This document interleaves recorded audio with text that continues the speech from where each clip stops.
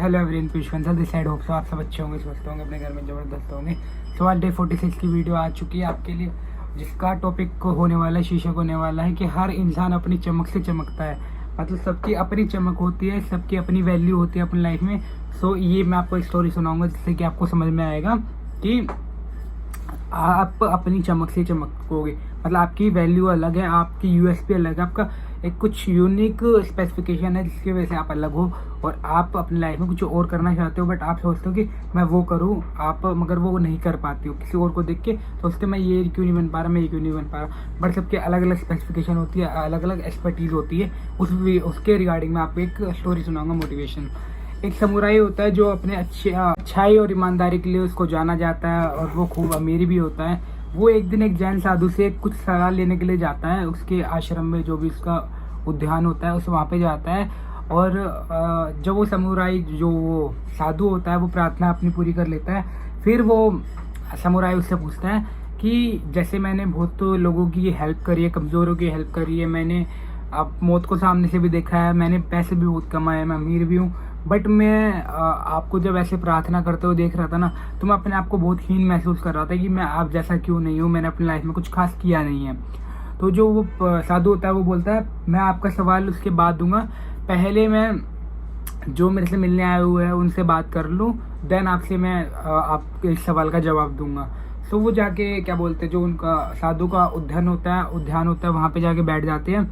और सुबह से लेकर शाम तक बहुत सारे लोग बाग मिलने आते हैं साधु जी से और उनसे सलाह मांगते हैं। और वो उनको सलाह उसी मतलब सहज तरीके से, उतने ही धैर्य से उनको जवाब देते हैं। सारे जो भी उनसे मिलने आता है उनको उतने ही सहज तरीके से, उतने ही धीरे रख के देते हैं जवाब, और उतने ही मुस्कुराहट के साथ, उतने ही प्रेम पूर्वकता के साथ उनको जवाब देते हैं जो भी उनसे मिलने आता है। तो ऐसे करते करते शाम हो गई, रात हो गई। तो रात होते ही जब सब चले गए थे तो समुराई आता है उनके पास और बोलता है कि क्या मैं अब जान सकता हूँ उसका आंसर जो मैंने आपसे सुबह पूछा था। तो वो कहते हैं कि अच्छा मैं आपको बताता हूँ, चलो एक बारी छत पे चलती है। अब वो उनको छत पे ले गए। वहाँ पे बिल्कुल शांत माहौल था, बिल्कुल वातावरण मतलब स्वच्छ वातावरण था, अच्छी वहाँ से हवाएं चल रही थी ठंडी ठंडी, तो वातावरण बहुत ज़्यादा शुद्ध था।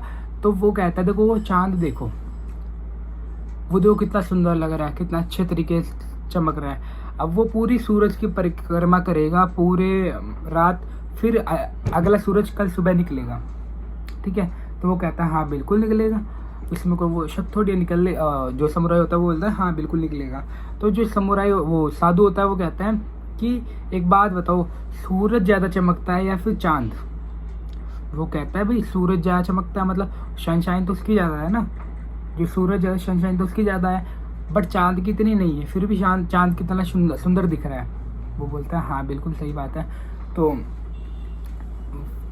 इसी बात के लिए साधु कहता है कि क्या चांद के मन में ऐसा आता है कभी कि भाई मैं सूरज की तरह क्यों नहीं हूँ, मैं सूरज से इतना हीन क्यों हूँ, मैं इतना कम क्यों हूँ सूरज से, क्यों मेरी इतनी रोशनी कम है, उजाला कम है मेरा इतना। वो समुराई कहता नहीं ऐसा तो नहीं होगा, क्योंकि भाई वो खुश है, वो एक तरह से खुशी होगा ना अपनी लाइफ में।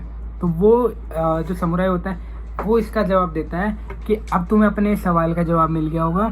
जिस तरह चांद नहीं बोलता है कि मैं सूरज से हीन हूँ, तो उस तरह इंसान क्यों अपनी लाइफ में बोलता है कि भाई मैं किसी और से हीन हूँ। नहीं हो आप हीन, क्योंकि आप अपनी चमकता के साथ, अपनी खूबियों के साथ ही आगे बढ़ोगे। किसी और की खूबी आपके अंदर नहीं आएगी, आपके अपने खुद की खूबी है, खुद की आपकी चमक है, आप उसे ही उजाला कर सकते हो अपनी लाइफ में। किसी और के उजाले से आप हीन नहीं हो। आप सोचो कि भाई मैं उससे हीन हूँ, मैं इससे हीन हूँ, आप किसी से हीन नहीं हो। आप अपनी वैल्यूज़ के साथ, अपने जो आपके एक्सपर्टीज है उसके साथ ही आगे बढ़ सकते हो अपनी लाइफ में, ठीक है। किसी से आप हीन नहीं हो। आपको जवाब मिल चुका होगा और अब आप जा सकते हैं। साधु ने बोला, समुराई को बिल्कुल बात पसंद आ गई और अच्छी लगी, और फिर अब वो चला जाता है वहाँ से।